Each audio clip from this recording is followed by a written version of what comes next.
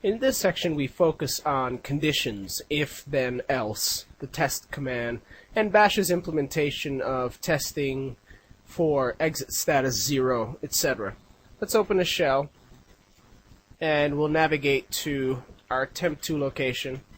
And the first thing I'd like to show you is what the if, then, else construct, the conditional testing, actually invokes when you perform testing. When you perform testing of strings, for example, comparisons, using if, then, else constructs, you're essentially invoking the test command to see whether or not the comparison test actually exits with an exit status of 0 or otherwise. Let's show you what we mean. Suppose, for example, we wanted to test two numerical values, 1 and 1. We can test, and the test is a built-in command. You can simply type it out and it comes out. Test 1 is equal to 1, and then when we're complete we'll echo the results. Now for the echo results, you can see that 1 is equivalent to 1. This may not tell you much on the surface, but if we try to compare values that are dissimilar, then the exit status will not be 0, it'll be 1. Let's try that again. Let's test if 1 is equal to 2. Now 1 is certainly not equal to 2, so let's echo the result and you can see it's 1. So I'm showing you this basic operation here because within a script, when you say if actually invokes a test, a comparison test of either alpha or numerics. Alpha, for example, comparing two words such as if name is equal to name, and numerics, if a value is equal to another value, then perform some sort of function. So essentially the script invokes Bash's test capabilities, a shell built in. And we can also test, like I said before, words, not just numerics, so alpha as well as numeric. Let's show you that. If we echo the question mark, it's currently 0, so we know the variable has been reset. Let's execute test LCBT, and this time instead of using the -eq, the -eq is for testing numericals. Now, I mentioned before that in Bash, variables are untyped, and that certainly is true, but when you are comparing strings of different type, Bash is able to recognize the difference, and as a result, the Bash interpreter requests that the programmer specify the different type of comparison operators when operating on different types of values, strings, numericals, etc. So when operating on numerics, it's ideal to use the wording, for example, if equal to, greater than, less than or equal to, greater than, equal to, etc. However, when testing words, it's ideal, so that you don't return an error, if you use the actual operator, in this case equal, and we'll say test LCBT is equal to LCBT, and all would have appeared to have gone well. Let's echo the result. They are identical, but to prove that Bash is certainly testing, let's echo, or let's compare and then echo the output. We'll change LCBT to a different string. Let's call this string scripting edition, for example. And all appears to have gone well, but there is a difference. So here's the difference. They're not equal. Now imagine if you had this sort of testing within a script, then this could be the decision or the difference between actually executing a block of code or not. Now let's actually create our first if-then script. We'll touch if-then.sh, and we'll call this one if-then1, because we'll have others. And we'll modify it like we've modified everything else. It's a Bash script, and it should have a typical header.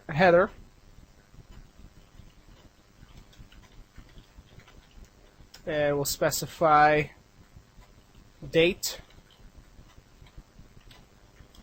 and we'll end the script. Now in the body, we'll do a test. The same test. We'll test two numerics. But within the body, we won't actually specify the test command. We'll use if, then, else constructs. For now, we'll work just with if, then. And also, it's optional to actually use then or else. We'll show you. So we'll say, for example, if, and the testing occurs within brackets. Once you specify a bracket, an open bracket, that invokes, or bash invokes, the test command as a result. So if 1 is equal to 1, new line, then we can do something such as echo both values are equal. And then we end the condition. The way you end the condition is with the reverse of if, which is the type fi. Similar to when you use case, you end with esac, which is case reverse. So here's a basic test. If the value on the left, and these are comparisons that are taking place here, if the value on the left is equal to the value on the right, then perform the block of code here, this block of code, which is basically an echo. Let's exit and we'll source if then one.sh. Both values are certainly equal. Now let's modify it to make them unequal. We'll say if 1 is equal to 2, and let's go out and try it again. Nothing happens in this case. This is where we could stick in an else statement, because the values are not equal. Now you can echo the question mark output, and you won't get a bad value because we didn't actually run the test command here. We ran a script, and the script did run successfully. Let's show you that again. The script was successful. Certainly the values were not equal, but the script did perform its functions. Let's modify it. Now we could actually put an else condition here. Remember, when we're programming conditions, we can actually accept multiple conditions. So let's show you a basic handler. So if the values are equal, then echo both values are equal. Else, echo both values are unequal. Now we'll return to the shell and source the same file, and you can tell that logically bash is ending up at the right section, or arriving to the right section of our code. In other words, our logic works. Let's modify that file again. So if 1 is equal to 2, etc. Now we could also do other tests such as greater than or equal to, or less than or equal to. You can do like an LE for less than or equal to. Let's see what happens there. Now we printed or echoed, bash has executed the appropriate section of the code. The appropriate section of the code echoes that both values are equal. They certainly aren't, but our test was for whether or not 1, or the left, is less than or equal to 2, and it is less than or equal to 2. So that's for a numerical comparison. And again, as I showed you with the test command, we could do the same thing for strings. Now it's nice to put strings, or it's a good practice to put strings in or in between quotes to avoid word splitting, any breaking up of your words. So let's compare similar strings. We'll say here if LCBT, and instead of the alpha representation, we'll just use the actual operator, is equal to LCBT, echo both values are equal. Let's try that out. Both values are equal. Now let's make the change. We'll change the left, since from the command line we changed the right. We'll change the left to be a different value. And we'll try to compare again. And the values are unequal. So the testing is occurring properly. And you start with basic tests such as what we're doing here. In order to build more complex scripts, you need to ensure that your logic is flowing appropriately. So you can actually do these tests inside or outside of your shell scripts. If you're outside, simply run the test command. Now the if command works from the shell as well. It's just more useful within an actual script. Now we can show you some better uses of if, then, else. This is a very simple example. We've yet to show you if, then, else if, which would continue the condition testing as well, or otherwise known as nested ifs. let's actually navigate to one of our earlier files. We have a file in here called forloop1.sh. Let's cat its contents. It contains some country values from our earlier work. Let's nest within the for loop some conditional testing. We'll pico for loop 1, and what we can do, we can get a little fancy here. We've saved this stuff. We haven't gotten rid of it. We're doing a for loop for countries and such. Now within here, between the section do and done, we can essentially do what we want. We can perform testing. So what we need to do is as follows, or what we can do to show you how to nest conditional testing within loops, is to do tests for the actual values. Remember, as I mentioned before, each iteration of the loop goes through each element within the list. So we should be able to test one at a time through each iteration against the values that are here, USA through Jamaica. So let's try running a condition test. We'll do an if, and this is all within, and it's nice to separate it with tabs or spaces so you can easily tell visually that one is within or nested within the other.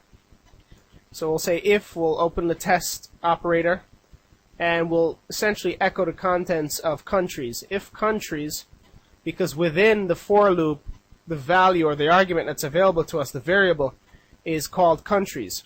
So if countries is equal to, and we're going to put some logic in, is equal to USA, and then we can put some logic, then, and then here we can make better use of our echo command. Let's put something here like welcome to the USA. Now this will only occur if the country is equivalent to USA. So let's begin with this simple logic. But remember, we haven't closed the if condition, so let's close it. Excellent. Now ideally, you should add more tabs. Anything that's nested should go over so you can see it. So logically, you start from the left, all the way from the left, inwards, so that you can see it. But we'll bring it back. There isn't too much code here. So through each iteration, the if tester will test whether or not the current element, which is equivalent to the value of countries at one point, or if for every point, it'll test for the instance where countries is actually equivalent to USA. And in the event that it is equivalent to USA, it'll echo welcome to the USA. But for every other country, it won't say anything. Let's exit. And we'll source forloop1.sh. Excellent. So welcome to the USA when it actually hit the element welcome to the USA, but recall, we told it only to echo if it hits the USA, not for any other country. Excellent. If we wanted to put some other conditions in, we could. For example, echo such and such. We could also do elif, which is else if the country is equivalent to some other value. So for example, elif, and we do another test. This is a nested test. Countries is equal to, let's say, Jamaica. Then echo something indicative of, such as one love. Excellent. And we can terminate all of the condition testings with one final fi or a reverse if. So we begin with an if, we do a test if they're equivalent, if not, else if, and we continue. Let's check this from the prompt. We should get two outputs. Excellent. So we got one for the USA, one for Jamaica. These are two separate conditions. The other countries were certainly there, but they didn't cause any sort of output. We didn't want the output. We could also output the name of the other countries. That's certainly possible. This is all within the if testing.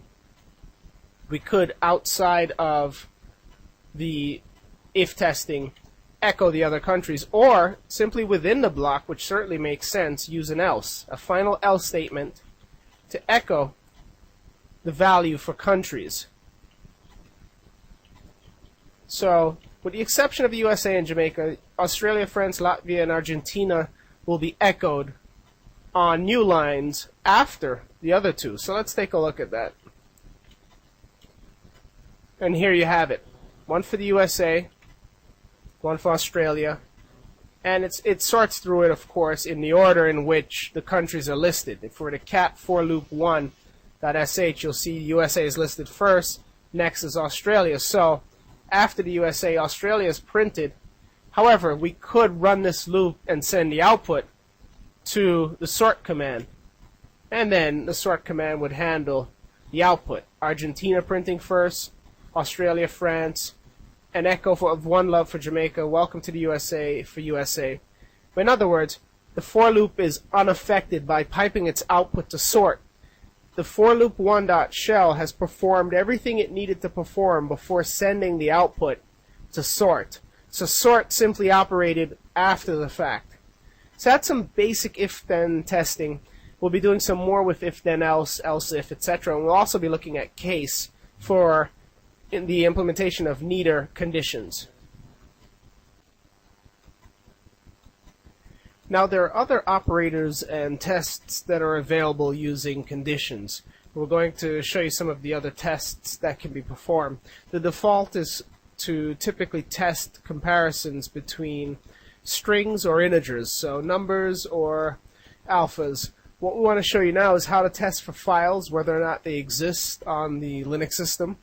And we'll also show you how to check whether or not a service is running, and we'll lead into nested if-then tests. We'll be able to nest and show you how to do more complex things.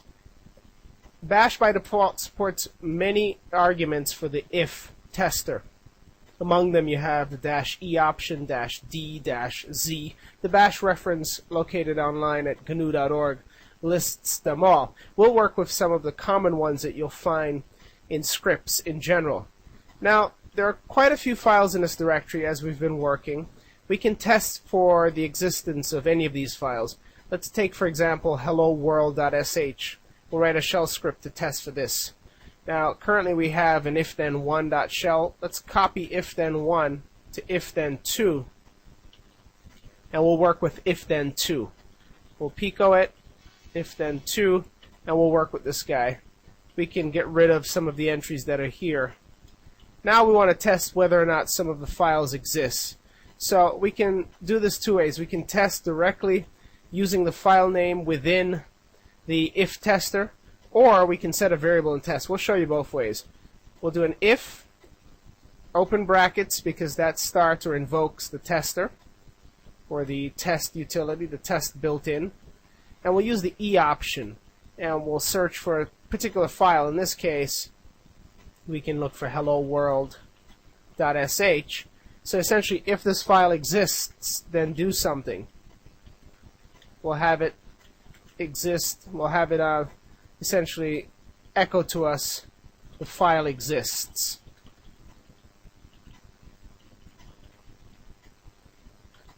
Now we can also put another condition, else, echo the file does not exist.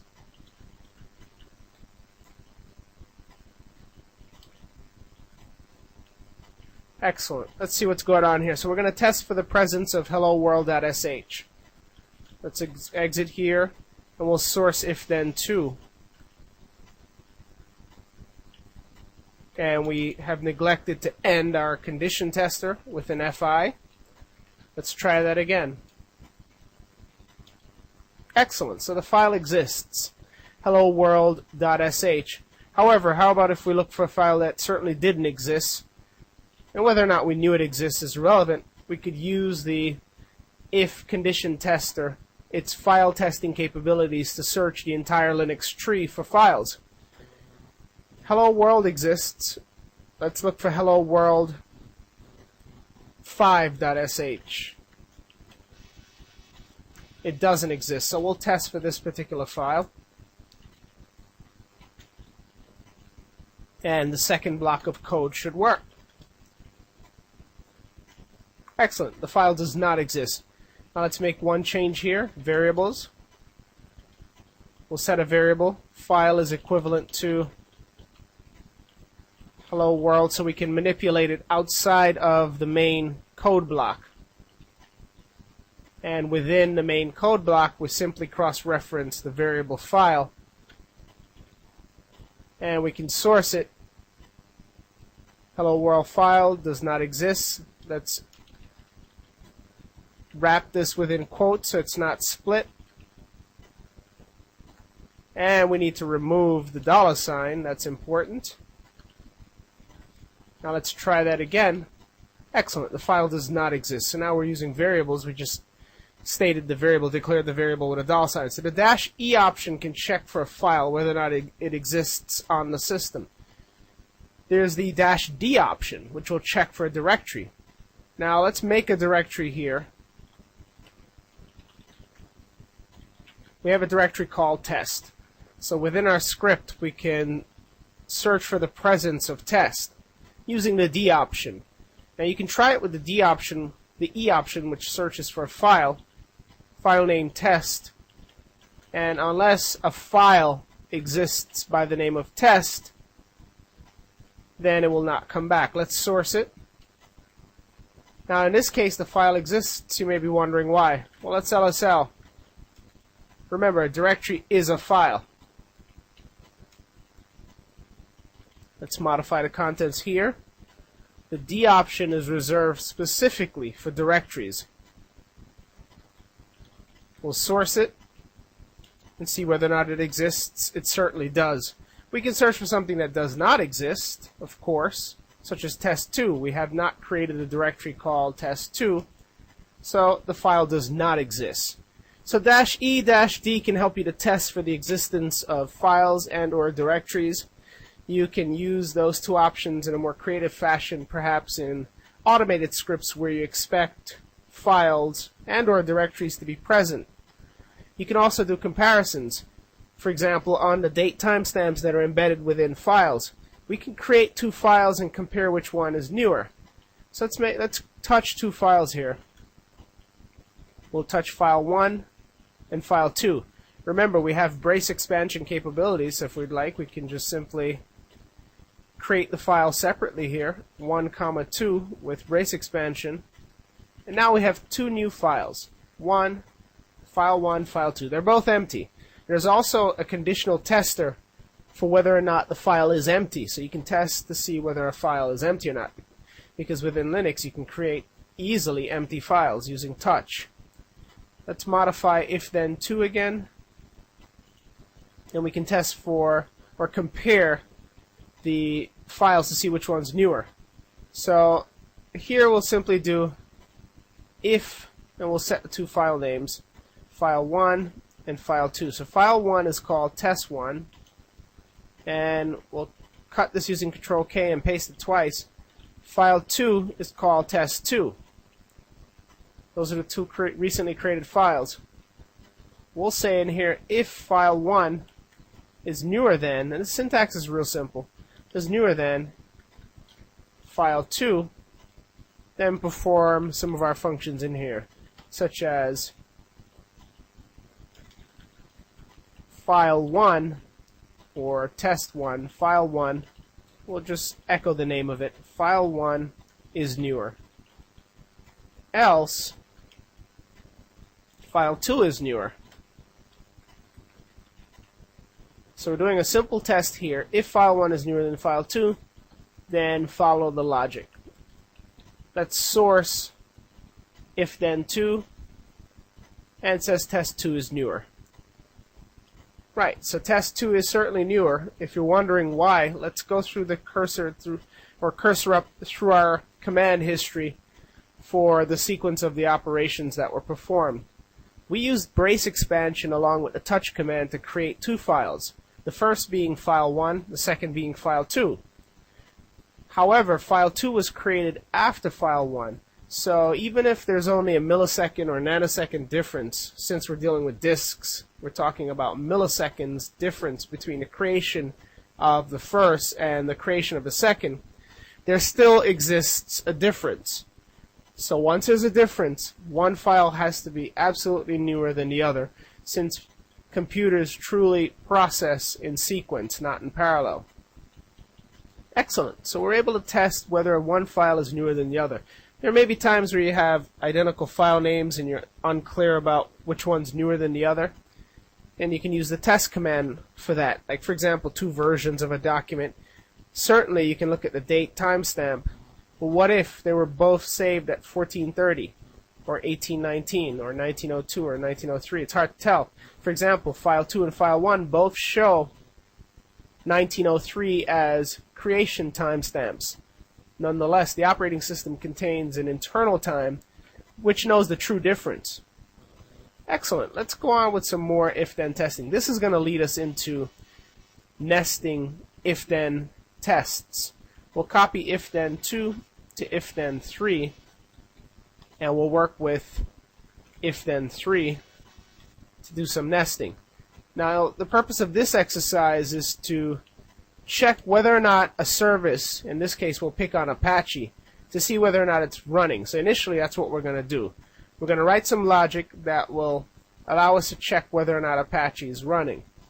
Well, how should we do that? Well, we could use the if-then command to go checking, but it's easier if we simply run a command such as ps to check the process listing, or netstat, since by virtue of being a web server, if Apache is indeed running, a port should be listening, a TCP port should be listening, typically 80. So what we should do is as follows. First, run the netstat command. And we'll search, we'll grep for port 80. I'm going to specify here :80 because there are two other listeners on this system that contain 80 in their port. They're not necessarily listening to port 80, but they're listening to other ports. And I'll show you them. If we do a netstat, a manual netstat ANT grep 80, look at what's returned. We have two other services listening to ports 5801 and 802. grep has picked them up. So by specifying :80, we've isolated the Apache service. We could also do netstat ANT, even pass in the P option, and grep explicitly for HTTPD. Apache is running as the HTTPD daemon under a Red Hat system, and it's bound currently to two ports, port 80 and port 443. Either way we could do it. The bottom line is what we want after the netstat command has run is the exit status. So we're in search of the exit status to determine whether or not Apache is up and running. Ideally, you want to check using netstat because a process can be running but not necessarily bound to the network port, and the user community accesses, or because the user community accesses the system via the network port, it's important to ensure that the network port is up and running. It's critical. So we'll netstat ANT grep :80, or we could netstat ANT p. P lists the process in grep for HTTPD. And immediately after, we will essentially make use of the variable, the status that's available in the variable, the exit status variable. We'll set it to a variable called Apache status. So let's define a variable called Apache status. And Apache status will be equivalent to the exit status variable, which is denoted by question mark. So now we can go off and do testing. We can run if, and we simply want to see whether or not it's equal to the proper value. So if this magical variable Apache status, and we don't actually need the quotes, but it's good practice. If Apache status is equal to, and in this case 0, then we'll just simply echo Apache's up and running.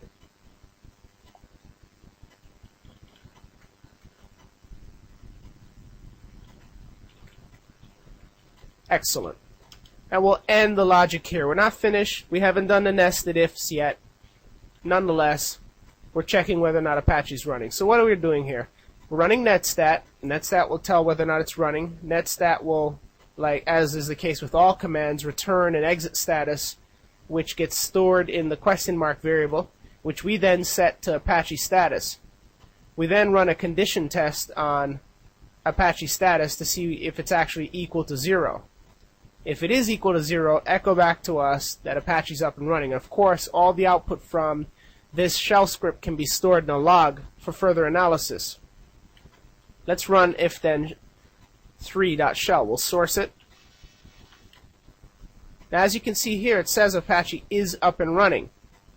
If you want to prove whether or not this script really works, stop Apache. If you're on a Red Hat system, simply type service httpd stop. And now as a result, port 80 will no longer be bound. And before even rerunning the script, we can manually grep for that particular port. And as you can see, it's not actually running. So now let's rerun the script. When we rerun the script, we get no output. And that's just as good as actually having an else section where we would say Apache is actually not running. There's some other things you should notice here. Let's clear a screen and source this again. We'll start Apache. And we'll clear screen to show you how the output looks. You notice the output is actually dumped. Now typically this output is undesirable in a log file, so let's show you how to get rid of it. Let's modify if then 3.shell using Pico. Whenever you want to dump the output of any command that runs into oblivion or into a black hole, while still preserving the exit status of the command and any other output, but in general the exit status, which is really what we want to make use of, just send using a redirector or redirect the output using the greater than sign and send it to /dev null. The /dev null is equivalent to a black hole. This will force the output that typically gets redirected to standard out to the screen. We don't want to actually pipe here. We just want to send the output not to a file, but to dev null. Let's show you that in action.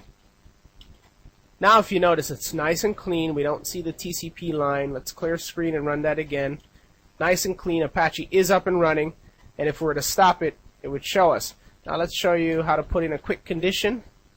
We'd simply have here else echo Apache is not running. And we'll try to source this here. It is running. Let's stop it. And now when we rerun this particular script, Apache is not running. It knows. And you can always check it manually to see. It's not running. You can even do a PS to grep HTTPD. And the instances that come back here are not Apache, or they don't belong to Apache. These belong to VNC. VNC has its own HTTPD listener, but Apache is simply not running. Let's start the HTTPD listener. Now let's show you how to nest an if-then statement. It's quite simple. Just keep following the logic. We'll modify if-then 3. Let's say our Apache application is dependent on MySQL. Now MySQL is running on this system. We could do a test right here, essentially an if-then nested within the main if statement. So if Apache is running, let's double check or ensure that MySQL is also running. So we'll start a new if statement here, and essentially we're going to make use of it, but towards the end of this we'll just do a netstat ant grep 3306. 3306 is the default port that MySQL listens to. And you can always add comments throughout your code, such as testing MySQL, so that you remember it when you revisit it. Okay, so netstat ant grep 3306 will tell us whether or not MySQL is running. Now this is not an absolute perfect test, because in some environments MySQL may be running but with networking mode turned off, but in our environment this is sufficient. A more ideal way would be to check the existence of a PID file, a process ID file in the var directory, the var lock directory. Excellent. So now we want to set a variable called MySQL status, and it's equivalent to the exit status. And then we can do testing based on this exit status. So it's no different than what we've been doing thus far. So here, we're just nesting it because there's a dependency. So here we'll say if MySQL status is not actually equal, in this case, not equal to 0, because we want to ensure that it's running, then we'll tab over echo MySQL is not running. And then we'll end the nested if statement here. So this is an if within an if, because first we're testing Apache, but the success of our Apache application is contingent upon the status of MySQL. So if we test for Apache and Apache says it's okay, quickly test for MySQL. If MySQL says it's not okay, then do something, such as echo that it's not running, or maybe mail the administrator, or whatever you want within this block. But in order to ascertain whether or not MySQL is running, we quickly do a test directly after echoing Apache is up and running. So we handle it right after the Apache section. We can even make space here to show you much clearer. Let's go to a shell, and we'll source if then 3. As you can see here, the output of netstat.ant is grepped, etc. Now let's nano the contents or pico the contents of if then 3 to show you what happened. Nets.ant grep 3306 worked out okay, and we didn't get a problem because it is up and running. But let's send this output to dev null, because we don't want to see it, but we do want the output. It's running, so we're not going to get a problem. Let's clear screen and source if then 3.shell again. It's no sweat. If then 3 has run successfully. We could even echo something that says MySQL is running nicely. How about if we were to stop MySQL? If we stop it and rerun the script, it says MySQL is not running. But Apache is running. Let's restart. And once MySQL has restarted, we'll run if then 3, nothing happens. This is perfect. Let's go back in, and we could put a little handler here. If it's not running, echo MySQL is not running, else echo MySQL is running. And you'll see that in the output here when we source it. Apache is running, MySQL is running. And if we were to stop MySQL, it would work out properly. So that's a nested if-then condition. We have the main if, which checks the main application. Because after all, users typically come into the web server for their application, or access remotely the web server, and then the web server locally accesses the MySQL. So we're showing the relationship. The nested or the contained if-then block is contingent upon the outside block. So we want Apache to be running, but once we know Apache is running, we also want to ensure that MySQL is running. So that's a nested if-then. And we'll be showing you more nested if-thens when we write some scripts. But I think you have a good sense for how if-then works. We can do some testing. You know how to test for files. You know how to compare files. You know how to do quite a few things with if-then-else. You know how to test even within a for loop, which means you can also do it within a while or an until loop. You should now have a good sense for how to use this. So we'll be doing other things throughout the bash section. In this section, we explain how to use the case function. Now, case, it works similar to if, then, else constructs, but it's much more succinct, much more concise, and as a result, we're able to branch out to different conditions within our script in a much easier fashion, much nicer fashion. Let's open a shell, and what we'll do is we'll examine our for loop 1.shell, because it contains examples of what could be cased. Let's cat for loop 1.sh, the shell script. This particular file has if-then statements for 2 countries, USA and Jamaica, and then for everyone else it just prints the country. However, there are 2, 4, 6 countries in the list. So one way we could actually reduce or suppress the output that you see here in the for loop 1.shell is to use case statements within the for loop. Case statements essentially takes an argument like a for loop and searches for that argument within one of the strings, in this case one of the countries. And when it finds it, it executes the code or branches out based on the instructions of the case. Case is available in many languages. In the C language and C++, it's considered switch. but case is a concise way of using if, then, else, etc. Let's modify for loop 1 dot shell, and we'll show you how to do it. Now let's say we wanted to do a match or make a match for every single country. We'd need multiple if, then, elif statements. And it would take a much longer time to cycle through each of these statements.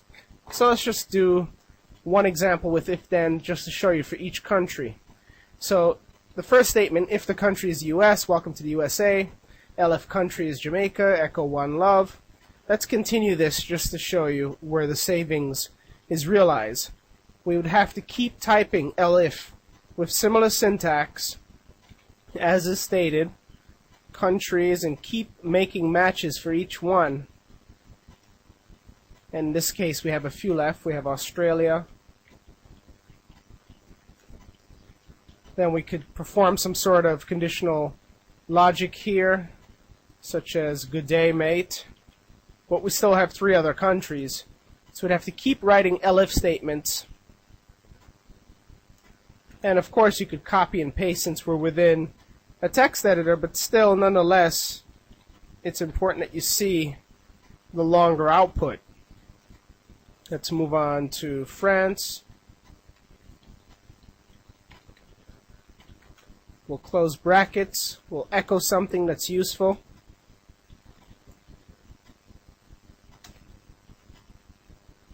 And we have left Latvia and Argentina.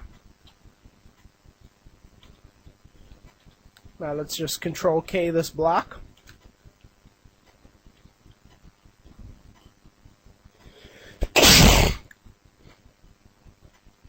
Control U to paste it. And it's still in the buffer.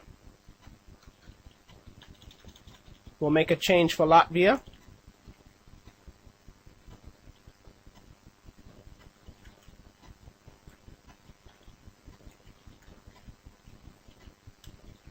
Let's paste another one, and this should be the final one for Argentina.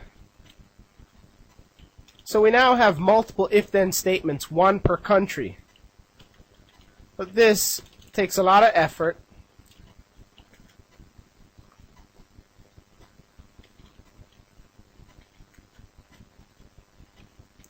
Okay, so we have some stuff here. Multiple if-then statements, one per country. Let's exit to the shell and source for loop 1.shell. And we're missing a statement. Let's double check. elif countries equals France. Let's navigate down to France to see what's missing. And we're missing, of course, then statements.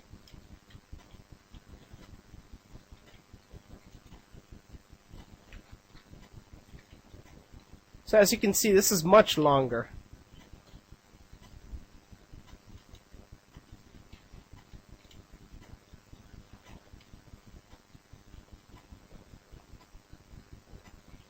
Okay, let's try this from the prompt. Excellent. So we have welcome to the USA, Australia, merci, welcome to Latvia, buenos dias, one love. And as you can see here, we've misspelled the variable countries. Let's try that again.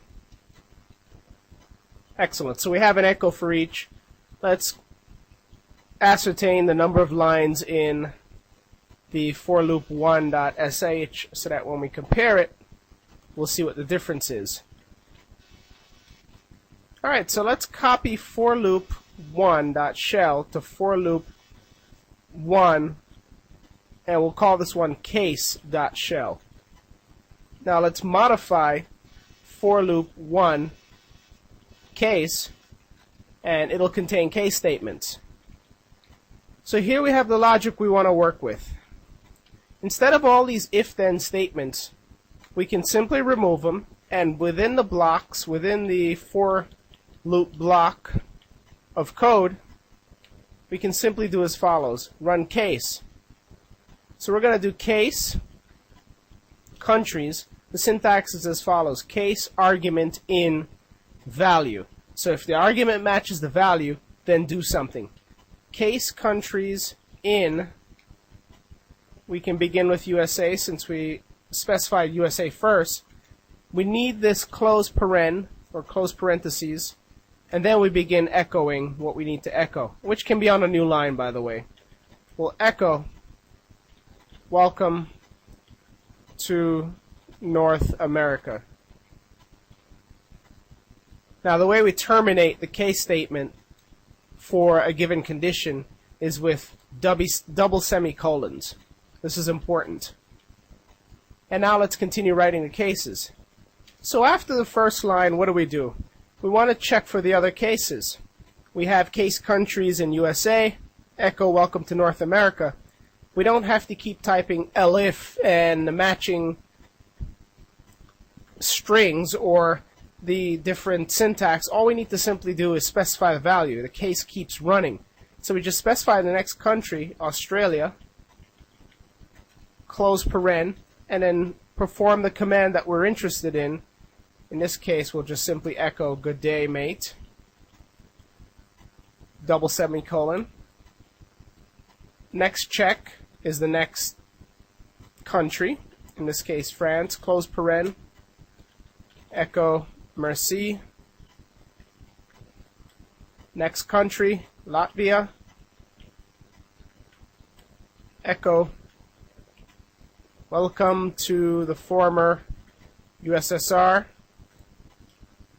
Next country, Argentina. We'll just simply say buenos dias. And the final country, Jamaica,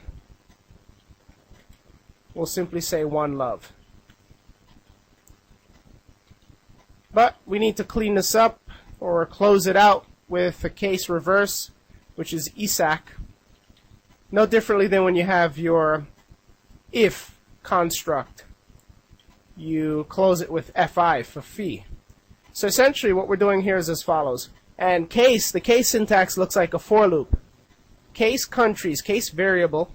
So wherever this variable matches this value, or whenever it matches this value, so countries matching or variables matching USA, do this command.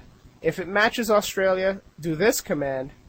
If it matches France, do this, Latvia this, Argentina that, Jamaica that. Now if there were additional countries, and I'll show you after, then you could simply just do star for a wildcard.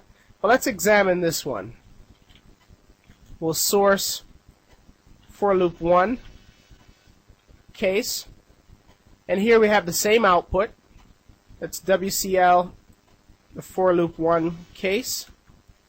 And as you can see, it's 23 lines instead of 31 lines, as is the case for the for loop 1.shell, no pun intended, 31 lines. Now let's add some other countries. Let's modify using Pico. What if we added another country? How about Cuba? Now Cuba doesn't have a case set up. What we could do is as follows. Put a wildcard, and the wildcard will handle anything that doesn't match the case.